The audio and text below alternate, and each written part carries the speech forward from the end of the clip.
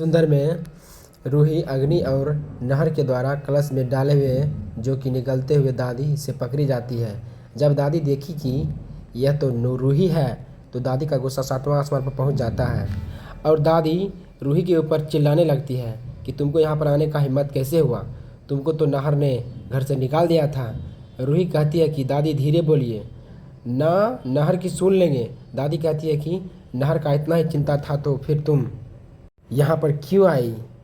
इतने रूही का आवाज़ सुनकर के पूरे परिवार वाले आ जाते हैं। रूही कहती है कि दादी मैंने सुना था कि आपने ही मन्नत मांगा था कि नहर की पत्नी ने ही इस कलश में जो डालेगी तभी आपका मनोकामना पूरा होगा, इसलिए मैं कलश में जो डालने के लिए आई गई थी।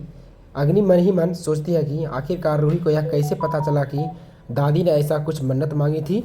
इधर उधर नहर का आ जाता है क्लाइंट का बहुत बड़ा डील, जिसके वजह से नर और समर खुश होकर के डील करने के लिए चले जाते हैं। इधर रूही बेचारी पकड़ी जाती है।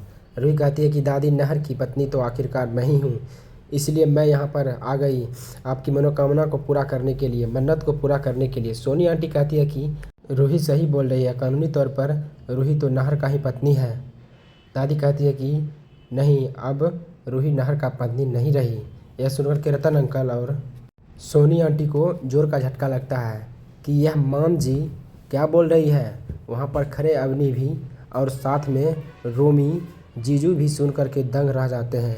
आखिरकार दादी ऐसा क्यों कह रही है। इतना में उधर से वकील हाथ में पेपर लेकर आ जाता है और कहता है कि यह रूही और नहर का तलाक हो चुका है, कोर्ट में इस पेपर को मंजूरी मिल चुका है।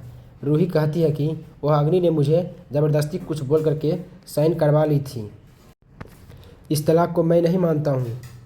पापा जी अभी चलिए मेरे साथ, इस तलाक को रद्द करवाना है, मैं नहर जी से तलाक नहीं ले सकती हूँ। सोनी आंटी और रतन अंकल कहते हैं कि रूही आखिरकार तुमने नहर से तलाक क्यों लिया था। बेटा अब यह बात नहर को भी पता चल जाता है कि रूही से अग्नि ने मेरे याददाश्त जाने के बाद तलाक पेपर पर मुझे और रूही से दोनों से साइन करवा ली थी। अब यहाँ पर तो नहर का याददाश्त आ चुका है। रूही रोने लगी, पापा जी यह तलाक तो रद्द करवा दीजिए। रतन अंकल कहते हैं कि बेटा अब तलाक रद्द नहीं हो सकता है क्योंकि इस पेपर को मंजूरी मिल चुका है। रूही ज़ोर ज़ोर से रोने लगती है। अग्नि और दादी मन ही मन मुस्कुराती है। इतना में नहर आ जाते हैं और नहर कहते हैं कि कौन सी तलाक पेपर में मैंने कोई तलाक पेपर पर साइन नहीं किया है, आखिरकार किस तलाक की बात हो रही है।